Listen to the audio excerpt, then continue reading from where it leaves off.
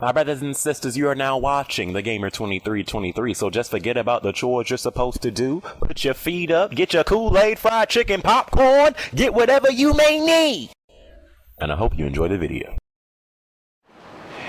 Gamers of all kinds, Wii U, PlayStation, Xbox, Atari, Game Boy, 3DS. Okay, this is a time where, yes, the thunder outside really fits the mood for this video. It really fits the mood for this video.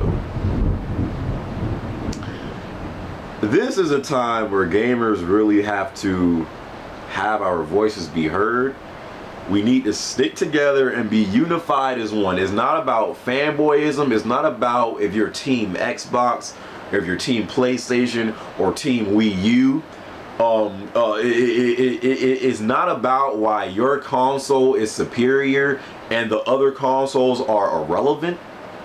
At this point in time, if you are a gamer, we have to stick together and let our voices be heard, because it seems like the future of gaming is not something that I am entirely a fan of. Okay, I wrote an article about this on my website already, theplaceforgamers.com, but I felt like as a gamer I was obligated to do a video. I felt like I had to do a video on this. Okay, so let's hop straight into this thing. Okay, Microsoft, they released an article yesterday trying to, I guess, open up more about the Xbox One and its details and what this whole console is going to be about.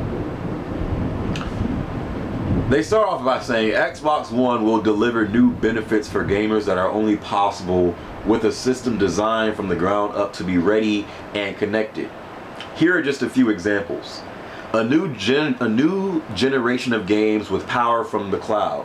Because every Xbox One owner has a broadband connection, developers can create massive, persistent worlds that evolve even when you're not playing. You did notice the pause when I said, because every Xbox One owner has a broadband. Like, I love how they're assuming everyone just, I mean, let's be fair. Most gamers these days do have the internet. You're watching this video because you have the internet. But not all gamers have 24/7, 365 days of internet access. That's just not the case for all gamers out there. And make no mistake about it, if you are considering buying an Xbox One, which at this point I don't know how you are considering it, but people are literally defending the Xbox One out there, still saying they're team Xbox. Okay, if you're considering buying an Xbox One, make no mistake about it, you're going to need the internet. If you're thinking about buying the Xbox One and you know your internet is constantly going out because your internet sucks or whatever, the Xbox One might not be the console for you. Okay, they go on saying Xbox One is designed to run in a low-powered connected state. This means your system, games, and apps are always current and ready to play. No more waiting for updates. We all know the Xbox One is really always on, and that scary behind Connect is always listening to you. You can have a bomb chick at your house showing this chick the time of her life. Okay, the Connect is listening to everything. The Connect is listening. That's scary as hell. That's scary. But you know, so I don't know, during your sexual intercourse, you can be like, Xbox on.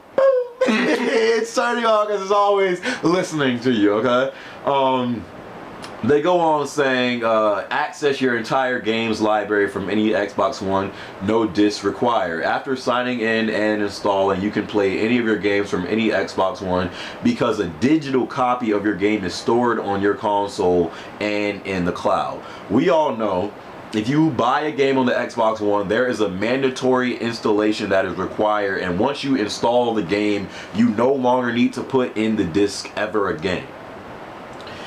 It gives me the impression that much how this gen to where when a new game comes out, you can go to the PlayStation Store or the Xbox Live Marketplace and buy that game in the store as opposed to a hard copy. It makes it seem like it would be better buying a digital copy of an Xbox One game as opposed to a hard copy. Me personally, I love hard copies. I want to see that collection. I like building up my game collection and being able to look at it and be like, well, god dang, I did that. I built up that game collection in this sucker, okay? But I'm still more of a hard copy guy than a digital copy. I mean, digital copies are great, but I still prefer hard copies. You know, I never want to see gaming go completely digital. I just don't want to see that. But so let's get into the whole networking thing, the whole online thing, okay? They go on saying, while a persistent connection is not required, Xbox One is designed to verify if system, application, or game updates are needed and to see if you have acquired new games or resold, traded in, or given your game to a friend. Games that are designed to take advantage of the cloud may require a connection. Again, if you are considering buying an Xbox One, you better have an internet connection at all times, okay? With Xbox One, you can game offline for up to 24 hours on your primary console, or 1 hour if you are logged in onto a separate console accessing your library. Offline gaming is not possible after these prescribed times until you re-establish a connection. But you can still watch live TV and watch Blu-ray movies. Thank you very much. We're so kind. Like it's crazy that you have to sign online with your Xbox One at least once every 24 hours. Once every day, you gotta sign online with your Xbox One so it can verify all the stuff that I just, read over. The game apps, and to see if you got new games and resold your games. It has to sign online to verify that stuff at least once every 24 hours. After that, offline gaming is not possible. Let's move on. Let's move on. Jeez, I wish when I did that it thundered, because it just would have been perfect. But let's move on. Let's get to the games. I do still think today that is why gamers buy game consoles, to play games, not to watch live TV and say Xbox TV. No, that comes second still. Okay. But how games licensing works on Xbox One. With our modern architecture, Xbox One games will load more quickly, will be always accessible from the cloud, and there is no physical limit to the size or scope of the content provided. Oh my god, dude. Here is where we get into the used games. Trade in and resell your disc-based games. Today, some gamers choose to sell their old disc-based games back for cash and credit. GameStop. We designed. Listen very carefully. We designed Xbox One so game publishers can enable you to trade in your games at participating retailers. I hear people saying, dude, it's not Microsoft, it's the publishers doing this. We designed Xbox One. They designed it this way. So, no, it's not just Microsoft's fault, but it does go back to them because they designed it this way.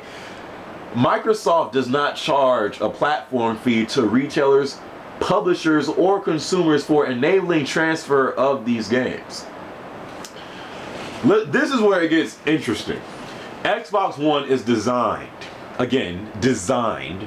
so game publishers can enable you to give your disc-based games to your friends. There are no fees charged as part of these transfers. However, there are two requirements. You can only give them to people who have been on your friends list for at least 30 days And each game can only be given one time.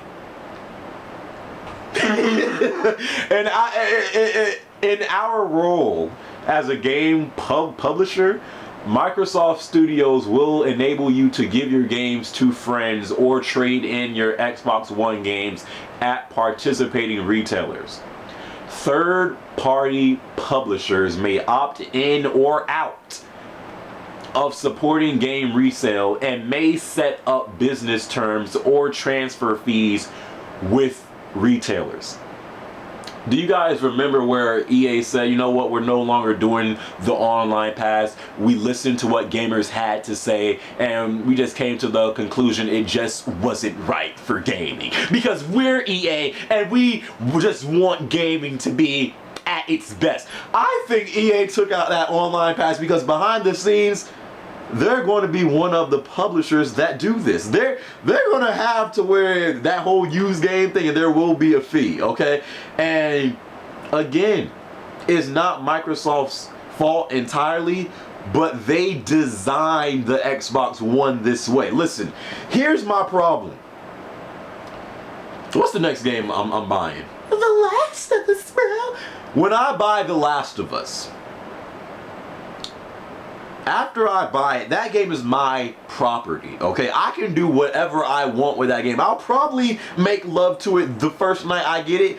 I don't care. It's my property. I can do whatever I want to. If you buy a Snickers bar, a Three Musketeers, a Milky Way, a Twix, a Reese's Peanut Butter Cups, okay? And once you buy something, it is your property. I don't care if you buy a Snickers bar and you shove it up your ass. It's your property. You can do whatever you want with it. This screams greediness, control. Like if this does not scream greediness, I don't know what does. Dude, I'm telling you right now, I am boycotting every single publisher that does this. Literally. I gotta tell you, come to E3, I'm scared if Sony has something similar to what Microsoft is doing. Like, God help us. God help us, dude. I'm telling you right now, like I said before, we gotta stand together. Gamers have to stand united. We have to let our voices be heard. If you are against this, you cannot go out buying the Xbox One, and more importantly than that, you can't go out buying the used game fees, I guess. Buying a game that you already that was already purchased. You cannot go out, doing these fees with these publishers that do that. Once you start doing that, the publishers are going to feel like they can get away with it. And I'm telling you right now, money speaks louder than words. I'm telling you right now. You know how they say actions speak louder than words? That is true. If we want to get this point across, that no, screw that, we are not having this, we're not dealing with it. Show them with the money. If they see that, sales are dropping and all that stuff, and the money is not coming out of your wallet, and we're not supporting this, we have the power. Power is in numbers. I'm telling you guys, that is the only way we can truly get the point across that no, we're not having this. Okay, you did it with the online passes, that was cool, but transfer fees, whatever fees for used games, and this being able to only give out a used game once to your we're not having it. Me personally, I'm not having it. That's why I do. At first, I planned on getting the PlayStation 4 and Xbox One. I'm not getting the Xbox One. And if Sony has something similar to this, I hope they do not. But if they do, then we're just gonna have to stand. We're gonna have to stand together, dude. We're gonna have to boycott this junk, like literally. Wow. That's all I gotta say. That's all I gotta say. what are you guys' thoughts, man? What is the future for gaming? More importantly than that, like, what is gaming turning into, dude? It's crazy out here in these streets. But saying that, yeah, man, we'll see come E3.